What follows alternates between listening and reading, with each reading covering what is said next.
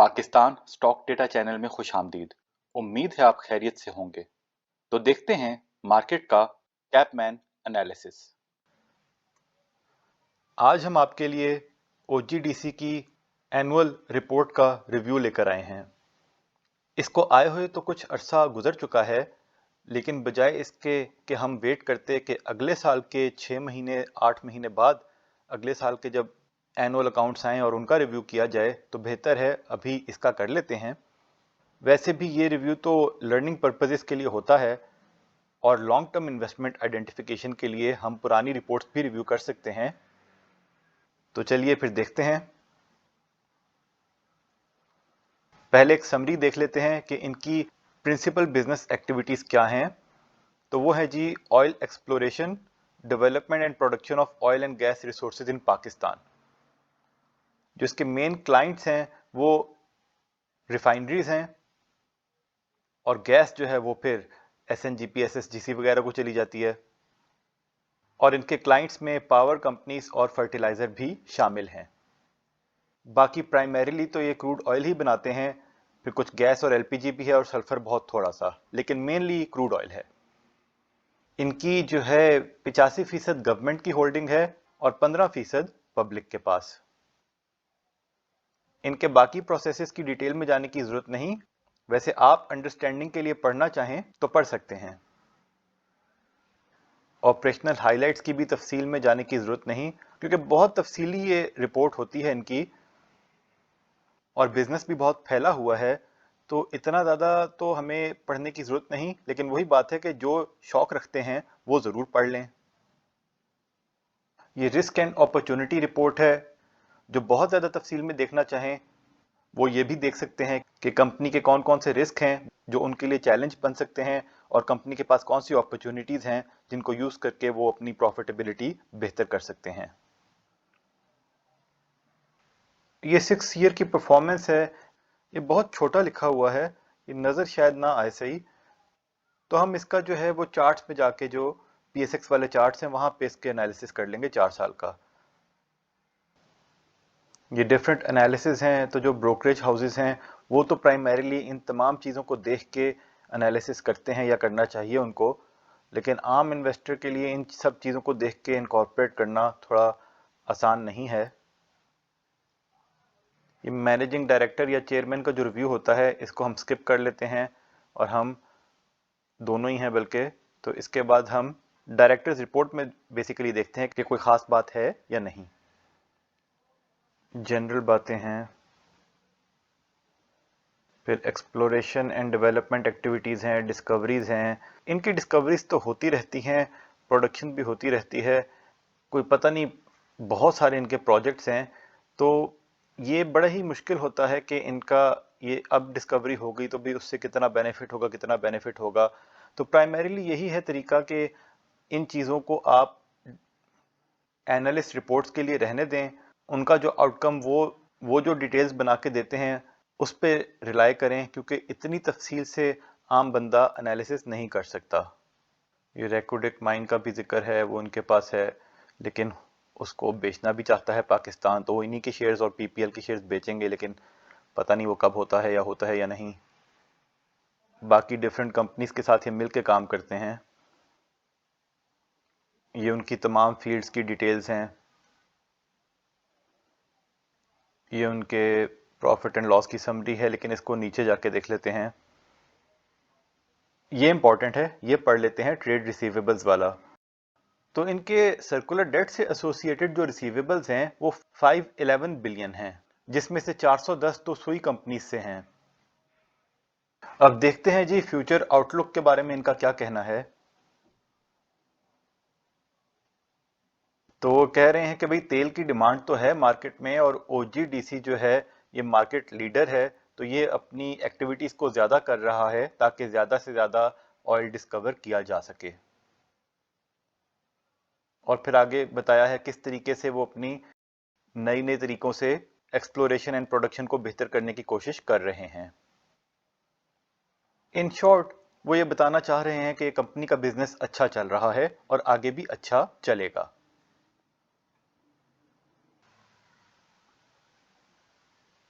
तो पहले जी इसके प्रॉफिट एंड लॉस को देखते हैं।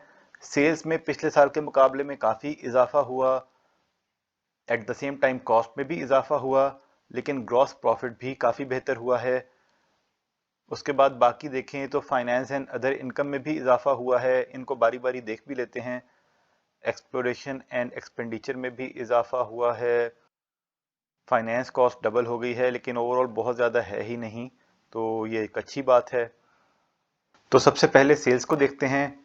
सेल्स में प्राइमरीली क्रूड ऑयल और गैस, गैस भी अच्छी खासी सेल है इनकी, और बाकी उतनी मटेरियल नहीं है।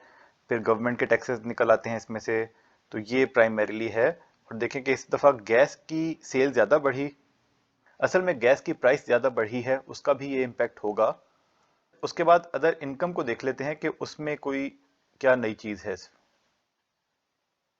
Gain on modification of finance lease, इसको छोड़ दें, ये कोई काउंटिंग चीज़ है, ज़रूरी नहीं हर दफ़ा हो, और इसको अगर निकाल दें तो कुछ खास नहीं है पीछे। इसकी वैसे फाइनेंस कॉस्ट जो थोड़ी सी है वो भी देख लेते हैं। तो वो भी basically unwinding of discount on provision of decommissioning cost. ये जो फ्यूचर में ये जो वेल खोदते हैं उनको उन्होंने वापस अपने मेन पोजीशन में लेके आना होता है, तो ये बेसिकली उस हिसाब से है, उसका खर्चा ये रिकॉर्ड करते हैं। ये तो इसका मतलब इनके पास शायद लोन बिल्कुल भी ना हो, तो ये बहुत अच्छी बात है। और share of profit in associate भी ज़्यादा हुआ है, तो ये भी अच्छी बात है। और ओवरऑल देखें तो ईपीएस में कितनी बेहतरी आई है, 31 से 52 पे चला गया है। अब क्विकली क्वार्टर वन का रिजल्ट आ गया है, तो उसके साथ कंपैरिजन कर लेते हैं। उसकी सेल्स है जी 120, तो सेल्स में इजाफा हुआ है। ग्रॉस प्रॉफिट है जी 78, तो ग्रॉस प्रॉफिट में भी इजाफा हुआ है। और नेट प्रॉफिट है जी 50। नेट प्रॉफिट में कंपैरेटिवली थोड़ी सी कमी हुई है और 11.4 का है। उसकी वजह थोड़ी सी देखने की कोशिश करते हैं।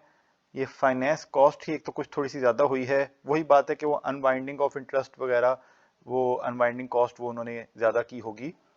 Share of profit in associate, ये भी ठीक है। हाँ, ये जो फाइनेंस एंड अदर इनकम यहाँ पे पिछले साल में ज़्यादा हुई है, वो इस दफ़ा थोड़ी कम हुई है, उसकी वजह से थोड़ा सा प्रॉफिट नीचे हुआ है। लेकिन ये हो सकता है साल के आखिर तक थोड़ी ज़्यादा भी हो जाए, और ज़रूरी नहीं है। लेकिन फिर भी इसको देख के अभी हमें यही एस्टिमेट लगाना चाहिए कि साल के आखिर में 45 रुपए तक का ईपीएस हो सकता है। अब इसकी जरा बैलेंस शीट को देख लेते हैं। तो सबसे पहले हम इनकी यहां से बुक वैल्यू निकालते हैं। बुक वैल्यू जनाब साहिब आएगी 1083 डिवाइडेड बाय, ये बिलियन है 1083, तो यहाँ पे इनके पास कितने बिलियन आ रहे हैं, 4.3 बिलियन शेयर्स आ रहे हैं। तो बुक वैल्यू तो 252 बनती है पर शेयर। और अगर यहाँ पे आप देखें तो रिजर्व्स आ रहे हैं। हम रिजर्व्स को एक दफ़ा देख लेते हैं कि रिजर्व्स में कोई कैपिटल रिजर्व तो नहीं है या रिवैल्यूएशन सरप्लस वगैरह तो नहीं है। तो ये जी रिजर्व्स जो हैं, कैपिटल रिडेम्पशन रिजर्व,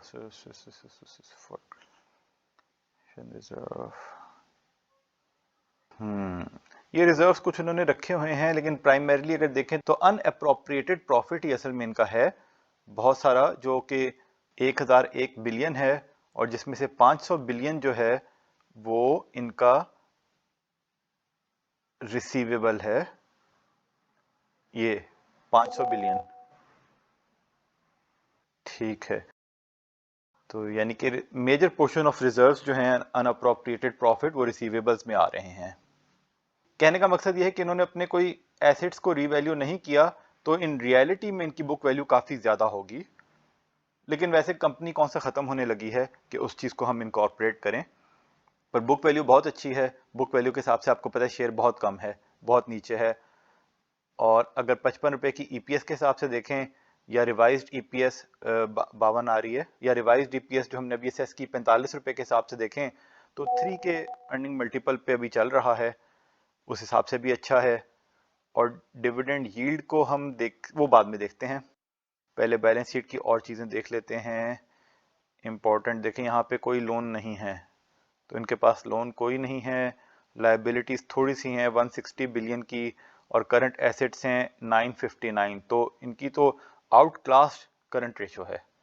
लेकिन वही बात है कि बीच में ये रिजर्व्स का पोर्शन, ट्रेड डेट्स का पोर्शन बहुत ज़्यादा है, और बाकी लॉन्ग टर्म इन्वेस्टमेंट्स इनकी काफ़ी हैं।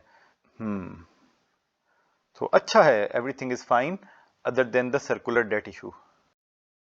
अब सर्कुलर डेट इशू के ऊपर हम एक फर्दर तफसील देखेंगे, जो हमने आपको बताया कि बहुत इंपॉर्टेंट चीज़ इसमें एक होगी, लेकिन वो हर बंदे को नहीं मिलेगी। जो बंदा यहाँ तक ये इंफॉर्मेशन देखना नहीं चाहता, देख के बोर हो गया होगा, तो उसको तो पता ही नहीं चलेगा कभी। लेकिन जो सिर्फ लर्निंग का शौक रखते हैं, और कई दफ़ा ये भी सोच के लर्न करते हैं कि अगर कुछ हमें नई बात ना भी पता लगी, फिर भी हमें कोशिश ज़रूर करनी चाहिए, तो उनको वो इंफॉर्मेशन मिल जाएगी जो उनके लिए बेनिफिशियल हो सकती है। अब हम एक दफ़ा क्विकली स्कैन कर लेते हैं, जिसमें हमारा तो टाइम काफ़ी लगेगा, लेकिन आप लोगों को अगर कोई इंपॉर्टेंट बात हुई तो वही बताएंगे कि फाइनेंशियल स्टेटमेंट्स में आगे कोई और ऐसी चीज़ तो नहीं जिसका हमें जिक्र करना चाहिए। अब ये यहाँ पे देखें, ये है जी ऑथराइज कैपिटल की डिटेल। बेसिकली इनका जो इशूड कैपिटल है वो 43 बिलियन है, यानी कि 4.3 बिलियन शेयर्स। और अगर यहाँ पे आपको नज़र आ रहा है कि सेम क्लास के शेयर्स हैं, तो कुछ लोगों ने एक दफ़ा रूमर्स फैलाए थे कि हो सकता है जो डिविडेंड, अगर ये एक वन टाइम डिविडेंड दें तो वो सिर्फ गवर्नमेंट को मिले, पब्लिक को ना मिले, तो वो पॉसिबल नहीं है, बशर्ते कि वो दे दें। जो लॉन्ग टर्म इन्वेस्टमेंट्स हैं, तो वो इनकी कुछ शेयर होल्डिंग है जी मारी पेट्रोलियम में, बाकी दो ये प्राइवेट कंपनीज हैं। अब ये देख लेते हैं जी ट्रेड डेट्स। बेसिकली आगे तफसील पढ़ते हैं, तो 23 में ट्रेड डेट्स थे 511 बिलियन, जो 22 में 393 थे, तो बहुत ज्यादा इजाफा हुआ है इस साल। और जैसे पहले जिक्र कर लिया कि 410 तो सुई कंपनी से ही हैं, तो वही बात है, कोई नई बात नहीं है। बेसिकली यही आगे वो कह रहे हैं कि भाई हुकूमत कोशिश कर रही है इसको रिड्यूस करने की, और आपके सामने है कि उस पर बातें तो चल रही हैं कि वो आईएमएफ की एक रिक्वायरमेंट है, तो होपफुली इस पे कुछ ना कुछ तो काम होगा। थोड़ा लेट हो सकता है, लेकिन होगा ज़रूर। तो ये एक इम्पॉर्टेंट डेटा हो सकता है, कैपेसिटी एंड प्रोडक्शन। तो ये 23 में 22 के मुकाबले में कम हो रहा है, लेकिन क्योंकि प्राइसेस बढ़ गई हैं, तो आपके सामने है रेवेन्यू ज़्यादा हो रहा है। तो जब तक रेवेन्यू ज़्यादा हो रहा है और ईपीएस बेहतर हो रही है, तो प्रोडक्शन थोड़ी कम भी हो रही है, तो इतना खास इससे फ़र्क नहीं पड़ता। क्वार्टरली अकाउंट्स में देखें कि क्या वहाँ पे भी कोई कैपेसिटी और प्रोडक्शन का जिक्र है, तो कुछ पता लग सकता है।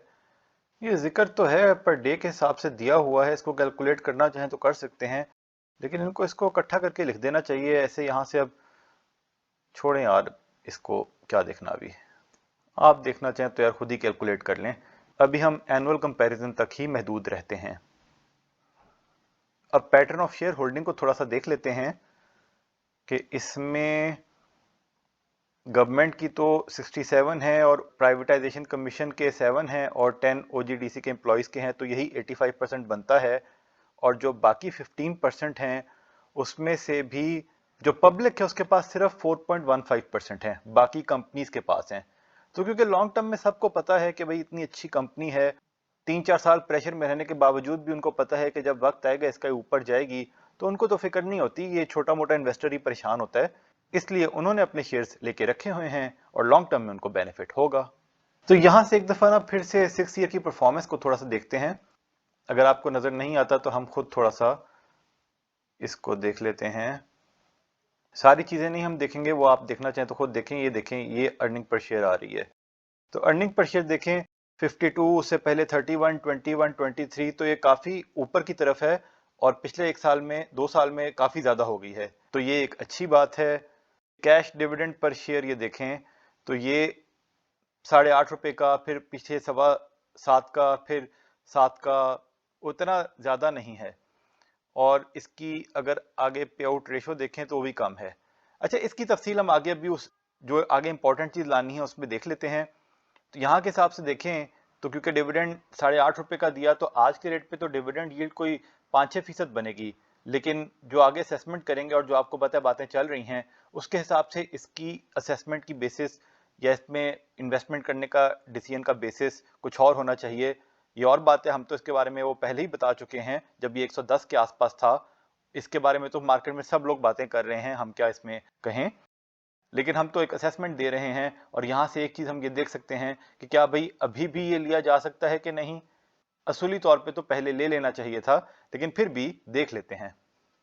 आगे बढ़ने से पहले बताते चलें, हम कोई बाय सेल कॉल नहीं देते, सिर्फ फंडामेंटल एनालिसिस करते हैं। फैसला सबने खुद करना है, क्योंकि मुनाफे में मौज अपनी अपनी और नुकसान में दौड़ अपनी अपनी।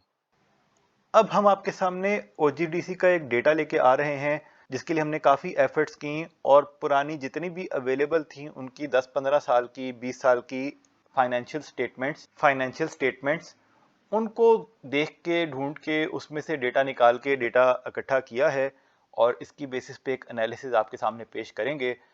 लेकिन बात वही है कि डेटा इतना सारा है, कहीं पे छोटी मोटी गलती, हमें उम्मीद तो नहीं बड़ी गलती होगी, पर छोटी मोटी गलती हो सकती है। तो डेटा यूज़ करने से पहले आप इसको वैलिडेट ज़रूर करें। तो इसमें देखें, अगर OGDC बेसिकली हमें याद पड़ता है 2003 में कहीं पे शायद लिस्ट हुआ था और 2004 से इसका डेटा हमने यहाँ पे नोट किया है कि इनकी अर्निंग पर शेयर उसके बाद से क्या रही, उसके बाद उसके ऊपर डिविडेंड कितना दिया और डिविडेंड की पे आउट रेशो कितनी थी। अगर देखें 4 में 5.21 EPS, 4 रुपये का डिविडेंड, 77% पे आउट रेशो। फिर 5 में 7.69 और डिविडेंड दिया 7.5, 98% पे आउट रेशो। 6 में दिया 10.69, 9 रुपये का डिविडेंड दिया, 84% पे आउट। फिर इसी तरह 7, 8, 9 में 10, 10 तकरीबन 10, 10, 13 था और पे आउट दिया 9, 9.5 और 8.25। 9 में थोड़ा सा कम हुआ, लेकिन फिर भी ओवरऑल देखा जाए तो इन 6 सालों में टोटल EPS 57 रुपये था, जिसमें से 47 रुपये डिविडेंड दे दिया और 82% इनका पे आउट रेशो था। यानी कि इतने ये अवाम में पैसे डिस्ट्रीब्यूट करते थे। उसके बाद 2010 से ग्राफ थोड़ा नीचे जाना शुरू हुआ। अगर EPS को देखें, पहले हम EPS देखते हैं तो 10 में EPS 14, डिविडेंड 5.5, पे आउट रेशो 40%। 11 में EPS 15, डिविडेंड 5.5, पे आउट रेशो 37%। 12 में EPS 23, डिविडेंड 7.25, पे आउट रेशो 32%। 13 में EPS 21, डिविडेंड 8, पे आउट रेशो 39। 14 में EPS 29, डिविडेंड 9, पे आउट रेशो 32।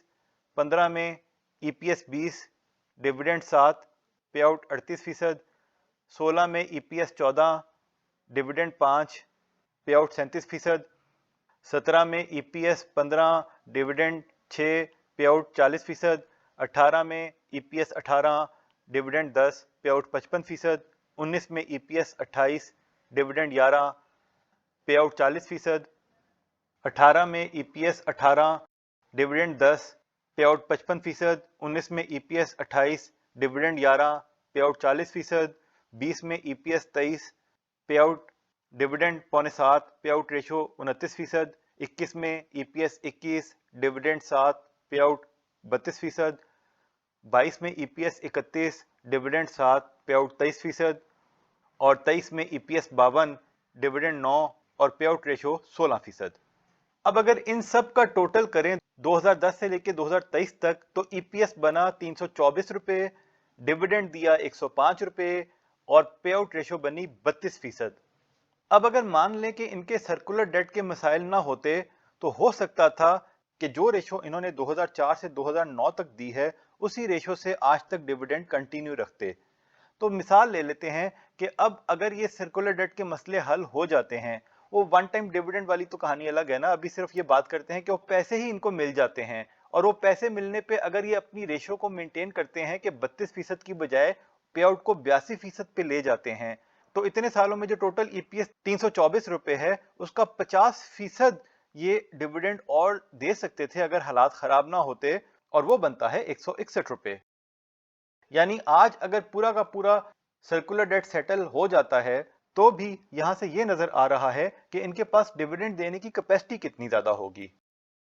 तो देखें, अगर तो ये सर्कुलर डेट सेटल हो गया और वन टाइम बिग डिविडेंड ना आया, फिर भी ये डिविडेंड में आहिस्ता आहिस्ता करके बेहतरी ला सकते हैं। एक तो ये चीज हो गई।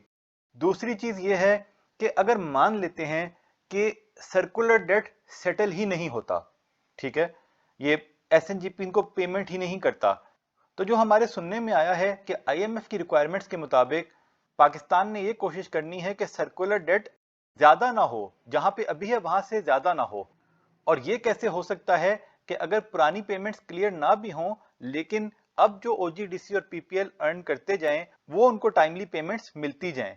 यानी कि पुराना सर्कुलर डेट क्लियर ना हो और एज्यूम करें कि ओजीडीसी की जो अर्निंग है वो तकरीबन 45 हमने एज्यूम की, हम उसको 40 कर लेते हैं कि कम से कम 40 रुपीस तक वो अर्निंग आएगी 2024 की, और सर्कुलर डेट को बढ़ने ना दिया जाए, यानी कि जो इस साल की पेमेंट्स हैं वो टाइमली होती जाएं। तो भी अगर पुरानी हिस्ट्री को देखें तो ओजीडीसी 30 रुपए तक का डिविडेंड एनुअली दे सकता है। देगा कि नहीं कोई इस पे गारंटी नहीं ली जा सकती, लेकिन ये असेसमेंट किसी बेसिस पे हम कर सकते हैं और वही हम बेसिस आपके सामने बता रहे हैं कि ऐसा हो सकता है कि फ्यूचर में एनुअल डिविडेंड ओजीडीसी का तो डिविडेंड पे आउट रेशियो 80% तक हो जाए, और अगर 40 रुपए का ईपीएस अगले 2-3 साल में मेंटेन करते हैं तो 30 रुपए तक का डिविडेंड अगले 2-3 सालों में दे सकते हैं। और उस हिसाब से देखें तो अभी के रेट पे इसकी डिविडेंड यील्ड 25 तक बन जाएगी। अब ये एक असेसमेंट है जो सही भी हो सकती है, गलत भी हो सकती है, लेकिन इसकी बेसिस पे आपने फैसला करना है कि आप इसमें इन्वेस्टमेंट करेंगे या नहीं, और उस हिसाब से सोचें तो अभी भी की जा सकती है। अच्छा, अब हम पीपीएल की अलग से इस टाइम पे एनुअल अकाउंट्स का उसके रिव्यू नहीं करेंगे, क्योंकि उनकी भी बातें ऐसी होंगी, हमें कोई ओजीडीसी के अकाउंट्स में से कोई बहुत ही इंपॉर्टेंट जिसे कह सकते हैं ऐसी कोई चीज सामने नहीं आई, तो पीपीएल का भी ऐसे ही होगा। तो अभी हम फॉर द टाइमिंग उसका वो कंपैरिजन तो नहीं देखते, लेकिन हम इसके जो 20 साल का रिकॉर्ड है वो इसी तरह देख लेते हैं। अब अगर पीपीएल को देखें 2004 से लेके 2017 तक, इसका थोड़ा सा टाइम फ्रेम डिफरेंट था, हो सकता है इनको पैसे मिलते रहते हों या कुछ और हिसाब हो, लेकिन इन्होंने अपना पे आउट रेशियो जो है वो तकरीबन ऊपर नीचे करके जो रखा, वो जो ट्रेंड इनका कंटिन्यू रहा वो 2004 से 2017 तक रहा। लेकिन फिर भी उसको देख लेते हैं। 2004 में 8 का ईपीएस, 4.5 का डिविडेंड और 56% पे आउट रेशियो, 5 में 10 का ईपीएस, राउंड करके हम बता रहे हैं, डिविडेंड 5.5 और पे आउट रेशियो 53%, 6 में 16 रुपए ईपीएस, 9 रुपए डिविडेंड और 56% पे आउट रेशियो, 7 में 20 रुपए ईपीएस, 11 रुपए का डिविडेंड और 54% पे आउट रेशियो। अच्छा, इन्होंने जो है ना हमें इन्होंने कुछ बोनसेस भी दिए हैं, तो बोनस के बाद जो है जाहिर बात है शेयर्स की क्वांटिटी बढ़ जाती है, वो ईपीएस उतना नहीं रहता। जैसे हमने ओजीडीसी में आपको बताया कि जी 300 का ईपीएस था, और आज भी अगर उसका 50% देंगे तो 150 बनेगा मिसाल के तौर पे, तो इनका अगर पिछले कुछ 15-20 सालों का टोटल 300 आ रहा हो तो वो शेयर्स की तादाद बढ़ने की वजह से कम हो जाएगा। ओजीडीसी ने भी शायद कहीं पे कोई बोनस दिए हो, लेकिन हमें ज्यादा उसकी तफसील मिली नहीं, छोटे मोटे दिए हों, लेकिन इन्होंने काफी दिए हैं, तो यानी कि थोड़ा सा उसका इम्पैक्ट रहेगा। लेकिन अभी तक 2017 तक जब हम डेटा देखेंगे वहां पे हमें इसकी वजह से कुछ एडजस्टमेंट करने की जरूरत नहीं है, क्योंकि हमने तो सिर्फ पे आउट रेशियो का ट्रेंड देखना है। 2017 के बाद उसकी चीज हम देखेंगे, वो किस तरीके से उसको कैलकुलेट करना चाहिए तो बाद में देखेंगे। अभी ट्रेंड को देखते हैं जिसमें हम बोनस को इग्नोर कर देंगे।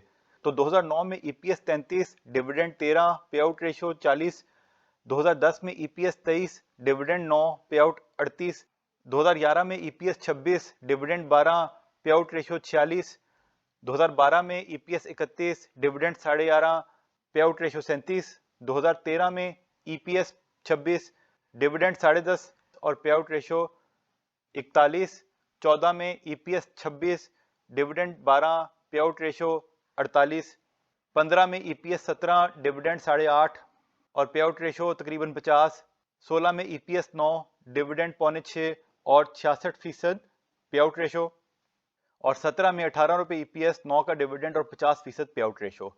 तो ये अगर पूरा ट्रेंड देखें तो इस टाइम पीरियड पे ये जितना कमाते थे उसका 50% तकरीबन डिविडेंड दे देते थे। अब हम डेटा देखते हैं 2018 से 2023 तक का। तो 18 में जी इन्होंने 23 रुपए कमाए, 5.5 का डिविडेंड दिया और पे आउट रेशो 24 पे चली गई और बोनस दिया 15%। 19 में ईपीएस था 27, डिविडेंड दिया सिर्फ 2 रुपए, पे आउट रेशो 7% और बोनस 20%। फिर 20 में ईपीएस 18, डिविडेंड 1 रुपया सिर्फ, 5% पे आउट रेशो। 21 में 19 रुपए का ईपीएस, 3.5 रुपए का डिविडेंड और 18% पे आउट रेशो। 22 में तकरीबन 20 का ईपीएस, 2 रुपए का डिविडेंड और 10% पे आउट रेशो और 23 में 36 रुपए का ईपीएस और सिर्फ 2.5 रुपए का डिविडेंड, 7% पे आउट रेशो। देखें जब 19 की ईपीएस थी 27, लेकिन 20% से शेयर्स की तादाद बढ़ गई तो जो ईपीएस थी उसको मल्टीप्लाई बाय 100 करके डिवाइडेड बाय 120 करेंगे तो डाइल्यूटेड ईपीएस आ जाएगी, यानी कि असल में उसकी अब ईपीएस ये कंसीडर की जाएगी एनालिसिस के पर्सपेक्टिव से 22 रुपए 65%। इसी तरीके से जो 18 में भी 15% डिविडेंड दिया तो पहले 18 का जो ईपीएस 23 है उसको पहले मल्टीप्लाई करेंगे 100 और डिवाइड करेंगे 120 से। इसकी तफसील ना पूछें, मैथ्स की वर्किंग है, अगर आप अकल लड़ाएंगे तो आपको खुद भी समझ आ जाएगी। और फिर जो अमाउंट आएगी उसको फिर 100 से मल्टीप्लाई करना और डिवाइड करना है 115 से, यानी कि 2 दफा के बोनस का इंपैक्ट उसमें आएगा तो उसकी डाइल्यूटेड ईपीएस 18 की आएगी 16.8। अब हम क्यों 2004 से 17 वाले डेटा में ये कैलकुलेशन करने की जरूरत नहीं, क्योंकि हमने तो देख लिया ना कि ट्रेंड ओजीडीसी तो 80% तक पे आउट देता था शुरू के सालों में, लेकिन इन्होंने हमेशा से अपना ट्रेंड 50 के आसपास ही रखा है। यानी कि इसका हम ये असेस कर रहे हैं कि पिछले 6 सालों में इनका ईपीएस बना डाइल्यूटेड वाला 133 रुपए का, उसमें से इन्होंने डिविडेंड दिया सिर्फ 16 रुपए यानी कि 11%। तो अब जब इनको सर्कुलर डेट सेटल होकर अगर पैसे मिलेंगे, अगर वो वन टाइम डिविडेंड वाली कहानी ना हो तो भी उसमें से बजाहिर ऐसा ही लगता है कि ये कोई 80% तक पे आउट नहीं देंगे, ये अपने 48% को मेंटेन करेंगे और 36% का डिविडेंड दे सकते हैं। तो ये 132 का जो ईपीएस है उसका 36% बनाएं तो वो 48 रुपए बनता है। यानी कि सर्कुलर डेट सेटलमेंट के लिए अगर वन टाइम बिग पेमेंट की तरफ तवज्जो दी गई तो फिर तो ये अच्छा खासा दे सकते हैं। इनका भी 132 का 80% तक निकालें तो 106 रुपए बनता है कि अगर हुकूमत कहे कि भाई जो आपको पैसे मिले वो सारे डिविडेंड में मैक्सिमम दे दें। लेकिन अगर सेटल हो जाता है और उनकी मर्जी पे छोड़ दिया जाता है कि आप जितने मर्जी डिविडेंड दें, तो फिर ये अंदाजा है कि वो इसमें से 47 रुपए का डिविडेंड ही देंगे, यानी कि इनकी पे आउट रेशो उतनी अच्छी बजाहिर ऐसा लग रहा है कि नहीं होगी। बहरहाल ये आने वाला वक्त ही बताएगा, अगर मामला सेटल हो जाता है तो हो सकता है वो अपनी पे आउट रेशो भी बढ़ा दें। और अब अगर एक दफा ये देखते हैं कि अगर सर्कुलर डेट सेटल ना हुआ पुराना और सिर्फ ये इंश्योर किया गया कि वो ज्यादा ना बढ़े, यानी कि 2023 की जो पेमेंट होगी वो उनको टाइमली होती रहे, तो उस हिसाब से इनका जो ईपीएस है Q124 का तकरीबन 11 रुपए है। और थोड़ा सा हम अगर एस्टिमेट करें, थोड़ा सा कंजर्वेटिव होके कि साल में 36 रुपए का अगर इन्होंने ईपीएस कमाया तो पुरानी हिस्ट्री को देखें तो उसमें से ये 18 रुपए तक का डिविडेंड दे सकते हैं। और जब आपने इसमें लॉन्ग टर्म इन्वेस्ट करने का सोचना है, अगर वन टाइम डिविडेंड को छोड़ के अगर आपने असेसमेंट करनी है, तो आप यही देखेंगे कि 18 रुपए का है और अभी इसका रेट अगर 115 रुपए है तो 15-16 की इसकी डिविडेंड यील्ड बनती है। यानी कहने का मकसद ये है कि अगर ये वन टाइम डिविडेंड नहीं भी आता फिर भी आप ओजीडीसी और पीपीएल दोनों में इस रेट पे भी लॉन्ग टर्म के लिए इन्वेस्ट कर सकते हैं। ये और बात है कि अगर वन टाइम डिविडेंड वाली चीज कैंसिल हो जाती है तो इनको अच्छी खासी मार भी पड़ सकती है, लेकिन क्यों आपको फिर लॉन्ग टर्म के लिए परेशान नहीं होना चाहिए वो हमने आपको असेसमेंट करके बता दी है, सब्जेक्ट टू कि सर्कुलर डेट का मसला आगे बढ़ेगा नहीं। और बज़ाहिर तो ऐसे आसार नजर आ रहे हैं, लेकिन ये वक्त ही बताएगा क्या होगा क्या नहीं। तो ये एक असेसमेंट आपके सामने पेश की है और इसकी बेसिस पे आप ओजीडीसी और पीपीएल में अपनी लॉन्ग टर्म इन्वेस्टमेंट का फैसला कर सकते हैं।